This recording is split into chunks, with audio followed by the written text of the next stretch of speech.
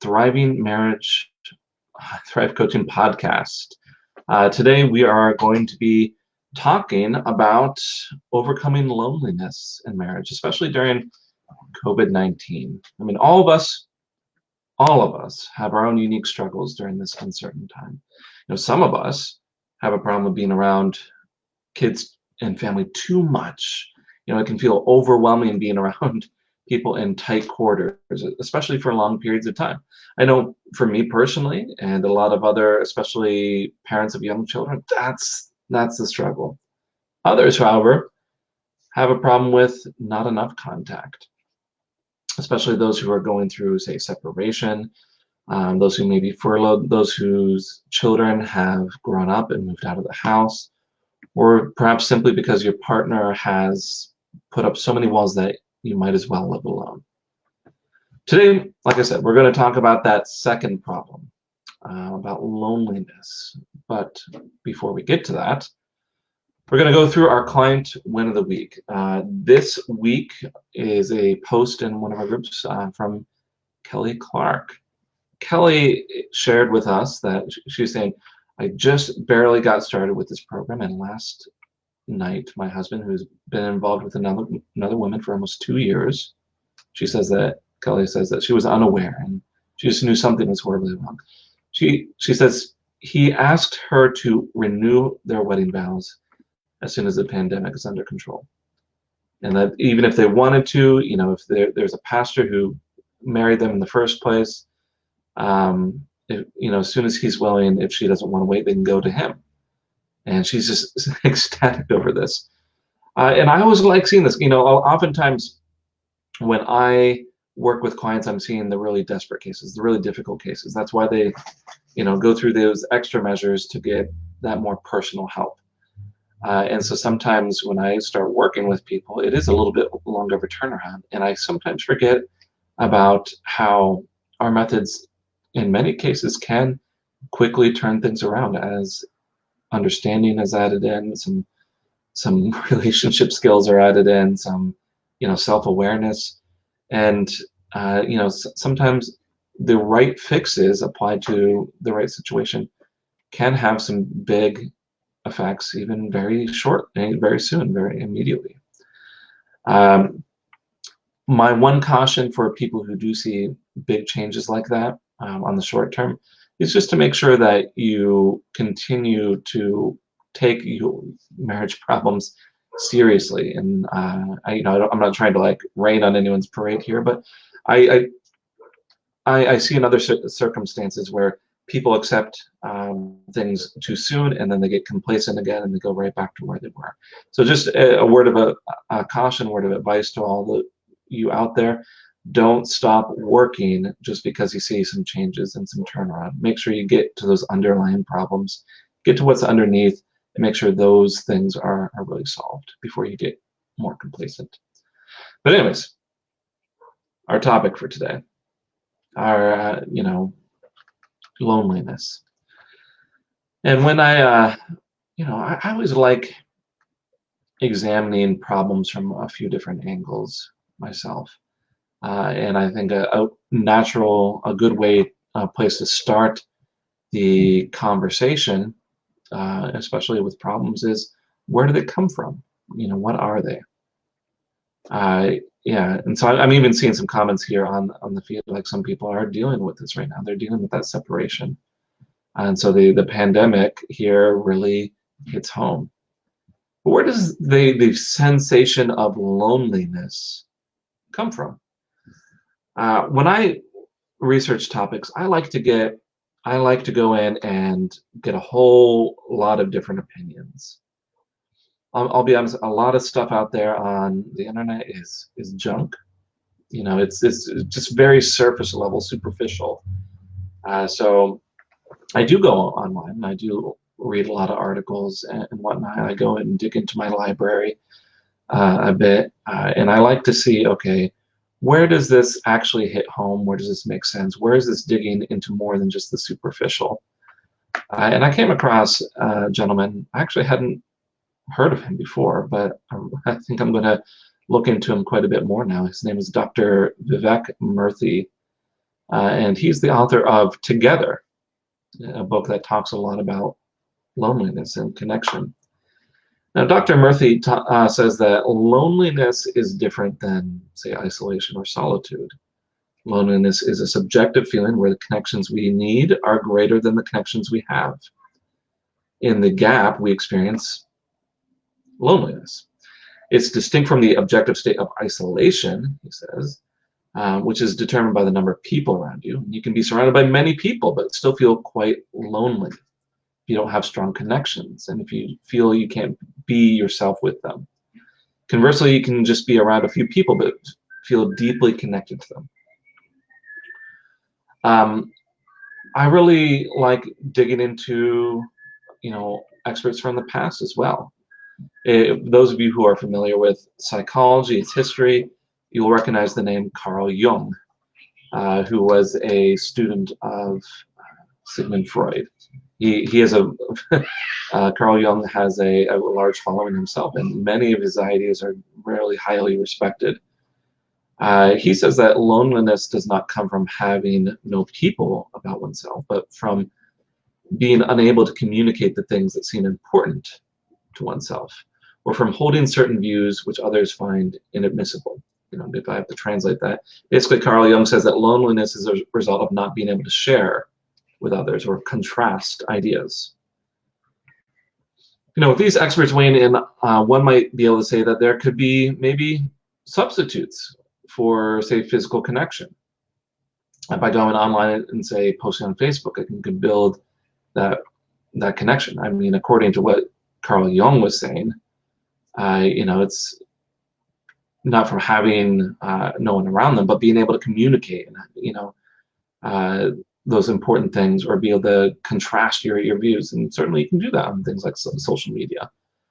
However, many experts weigh in on this, explaining how our focus on social media these days and technology has an ability to hinder or enhance our connection depending on how we use it. Dr. Murthy, I went to him again. Dr. Murthy explains that in many cases, while we might be trying to connect through technology, technology can often dilute our interactions with others. And as a result, we still might feel lonely, even though we're connecting. With that said, if I had to define loneliness myself, and it's my own definition, I happen to like it. In essence, I think loneliness comes from feeling unimportant, from feeling unable to share oneself and have that self feel recognized, and from being unable to give that recognition to others.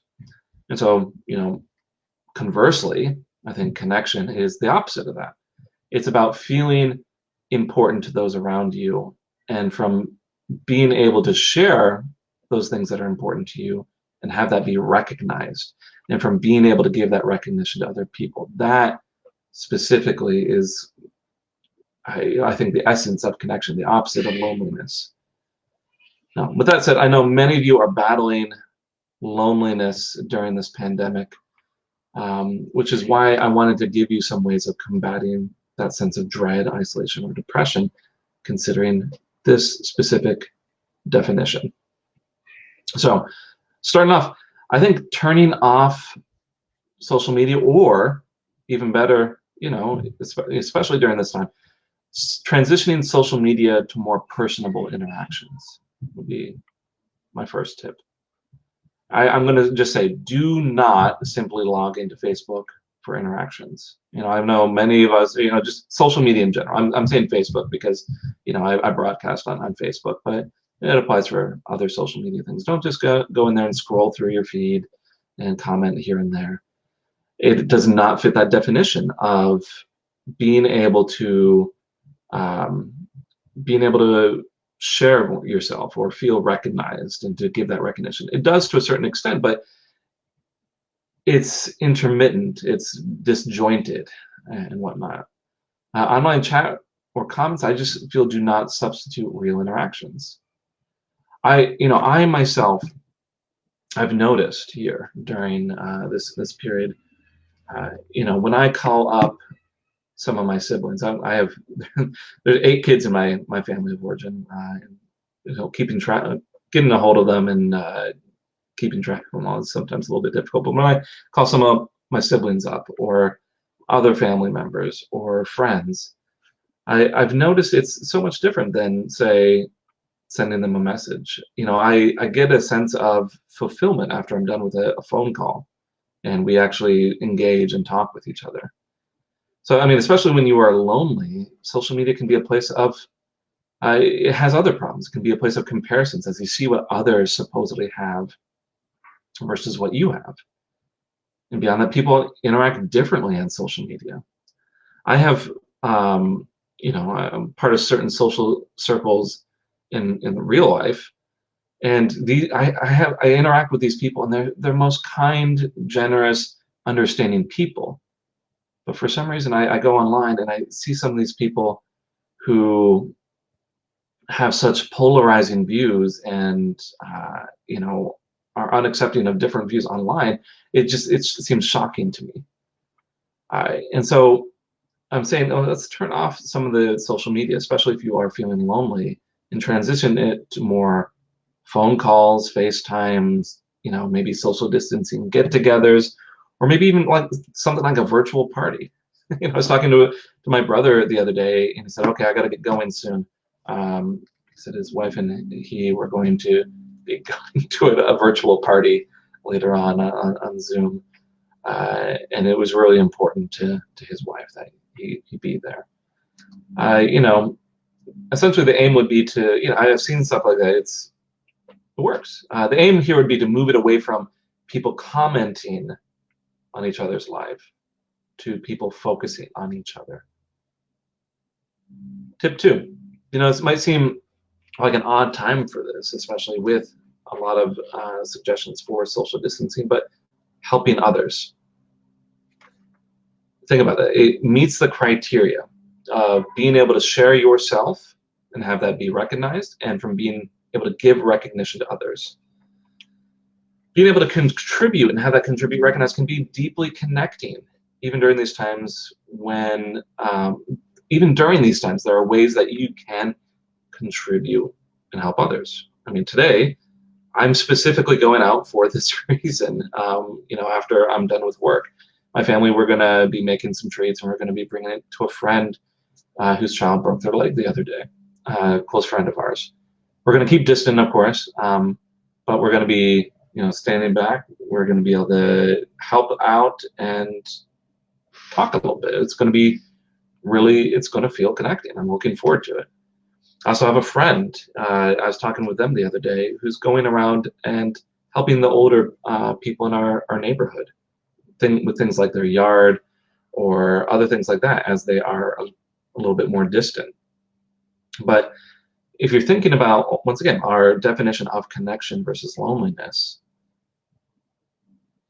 how connecting is that then if you are able to give yourself to help someone else, to recognize that their need and to be able to help out with that? There's very much that sense of recognition, sharing oneself in helping others and being charitable, which is why I'm thinking of emotional needs. Specifically, I'm thinking of Chloe Madonna's in her 6 emotional needs. Even contribution, essentially helping of others, is one of those basic needs. I think it really hits home on that need. It supports that need for connection and battles that sense of loneliness. Even further, I'm sure many of you are already doing this. I know, my family, we're doing this quite a bit more. Tip number 3 is to just simply get active. Get out on trails and go hiking. Start new hobbies. We were talking about, my wife Jennifer and I were talking about weird ways that we're all coping with the lockdown here. The other day I ordered some Nerf play swords so I can go and sword fight with my son out in the yard. But just picking up weird hobbies or just some more active activities has been really fun. It's been a great way to connect with my family a little bit better, with those who you aren't able to connect with. We've, as a family, we've picked up other hobbies. We've started geocaching. We've started exploring some of the parks and trails that we haven't visited around our home. My daughter picked up, what is it called, a diabolo, and she started practicing that, like a Chinese yoga, I think is sometimes called. But just starting new hobbies, getting out and doing something other than sitting around and contemplating how lonely they are and how you're not able to connect. Certainly not all forms of activity are going to necessarily equate or fulfill that need for connection. But certainly if you are able to meet other needs much better, it can ease up on other stressors. The loneliness can seem less pressing, and just everything feels a little bit lighter if you're able to meet many other needs as well. So I guess this tip is more about meeting many other needs, even if you're not able to meet this need quite as well.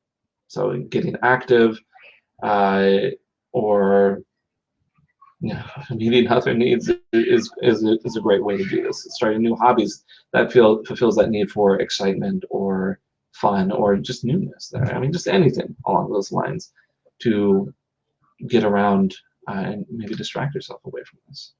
But be active with it, much more than hobbies that are isolating by yourself, passive and whatnot. Would be my tip number 3. Tip number 4 is going to be more vulnerable, especially those that you can contact.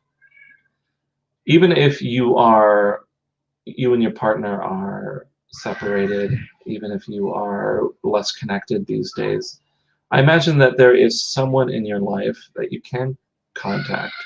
Someone who even if you don't have a deep connection with right now, someone that you could build a deeper connection with.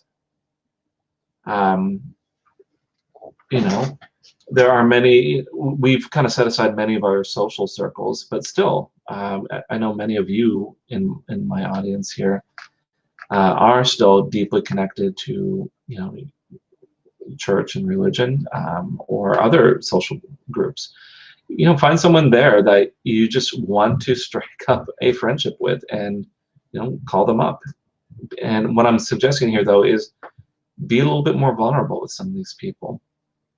Often if you share with others the kinds of things that you are dealing with, it allows them to be more open and vulnerable as well. It's this plays right along with some of the tips that I have concerning marriage and opening up connection there. Oftentimes when I'm working with clients, I am I'm finding areas where they could be a little bit more open, a little bit more vulnerable, in order to build up that connection and communication. And if you feel very, very blocked right now doing that with your partner, then certainly we can transfer that to other areas to meet these needs with other people. Especially with distance and isolation, it's easy to assume that everyone is doing fine individually. I'm sure with your struggles that you're dealing with, others might be looking on into your life saying, oh, well, they've got it. They've got it taken care of. And it would be easy to assume that. I know I make those assumptions a lot about friends until they share otherwise. And while often our societies frown on, say, asking for help, many people I've found actually respond very well when we express our needs and go about trying to meet those needs in healthy ways, such as reaching out and sharing. It all kind of depends on your approach, especially. I mean, if you are fearing rejection, if you're feeling people aren't going to care, gain a little bit of confidence with that, and examine how you might approach this. If you go about this feeling desperate, feeling so much isolation and loneliness, that you can't stand it, I'm going to admit, some of that desperation is going to come through, and that might be okay here or there. If you really want to engage, if you want to go about meeting this need in a healthy way, think about it in those terms. Say, I'm not contacting this person out of desperation. I'm contacting this person and being open because this is a healthy way to meet my needs. And if you think about that, wouldn't you much rather have someone approach you saying, hey, look, I just really need someone to talk to right now. I'm feeling a little bit some stress. I'm feeling some strain. And I'm looking to find some way to relieve that. Can you please talk with me just for a little bit? Would you much rather hear that than someone coming up, please talk to me? Why don't you answer? I just need someone. Can you please be that someone for me? That desperation, that focus on the self. What I'm getting at here is you can be open and vulnerable and confident at the same time, and people respond very well to that. So these are my tips for, it's certainly not comprehensive. It's certainly not going to solve all situations. And so certainly if you need more help, get some help. Reach out to us if you can. We do have a lot of services that can help with things like this. But, like I said, I would say turn off social media, transition it to more personal interactions. Get out there and help others. Get active and start some new hobbies. Meet some of those other needs that you have to lift the strain on that need for connection, and be more vulnerable with those that you can contact and connect with. And make sure that, as you are being more vulnerable and open, be confident and healthy about it instead of desperate. So with that said, we're going to go right into our marriage myth buster for the week. The myth this week being that if my spouse won't get help, won't get counseling, won't participate here, that there's nothing I can do to restore my marriage. I'm going to talk for a second. Why would people believe that? We do have a strong emphasis, and you'll hear a lot of people. It takes two to tango, or you just don't see any way to go forward in a relationship if you don't have the willingness of your partner to fix things, to get that counseling, to get that help. I would say that even us here with High Thrive Coaching in the Thriving Marriage Group, I will say that at some point you do need the willingness of your partner. You do need the participation of your partner at some point. You can't have a one-sided relationship indefinitely. And that's where this idea comes from, because you can say, okay, well, if I can't have, if I need this eventually, then I need to have it. If I need their participation, then there's nothing to be done. Our philosophy here, kind of the philosophy that I built this company around, is that there's always something that can be done to improve your situation.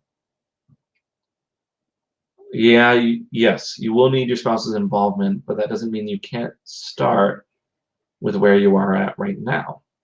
And that often, if you are applying the right efforts and solutions, you have a much greater ability to draw your spouse in, or to motivate them to engage in some help. I was speaking with a client several weeks ago, and they had very little communication with their spouses, mostly business. They didn't talk much, and their partner was very closed off to any other interactions beyond solving problems, talking about kids, finances, separation, and whatnot. And this client of mine felt the same way. There's nothing that can be done. I said, okay, let's start with where you're at. Here's what's going on. These are the obstacles that are in the way. This is what we need to improve, and these are the steps. We went about talking about how, why was his wife shutting down so much? Why was she shutting down these other avenues of conversation? Why was she just not responding? when he tried to talk about other things. And when we got right down to it, he had been trying to talk with her, and earlier on in the process. And when she did, it came out that she didn't feel heard. She felt like he was so focused on getting the marriage back together and what he needed out of the relationship that she just didn't feel heard. So she just shut down. She's like, well, he just doesn't care that I'm hurting here.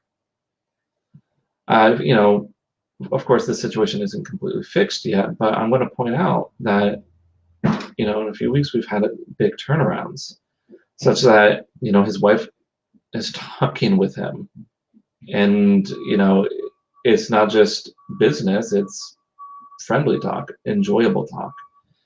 And my point here is that wife didn't want to fix the marriage. She's still not there yet, but from what he's describing, I can see that that's a consideration now. And what I'm getting at here is we took where this person was at and we said, okay, would it be a lot easier if we had your wife's participation, involvement, if she wanted things to work? Absolutely. Let's take where you're at and let's say, where can we improve things based off of where you're at right now?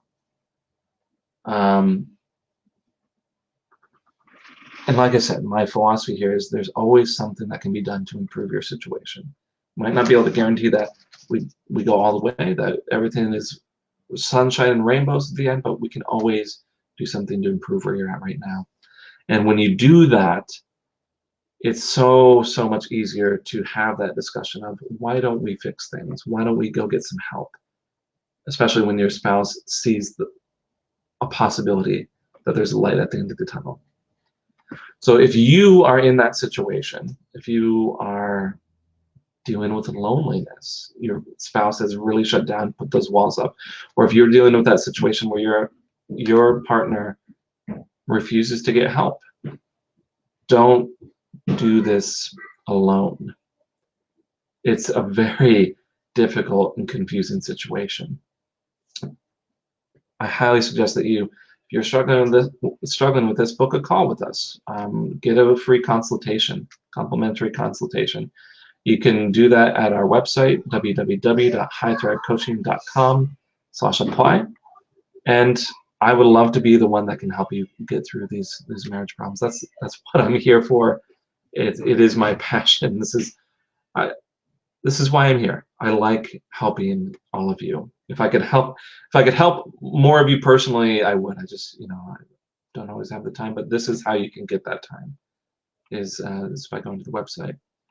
So we'd love to see you all would love to work with any of you who are wanting to, but anyways, next week, what we are going to go over, just a small preview, we're going to share with you how to stop stonewalling and to build that connection.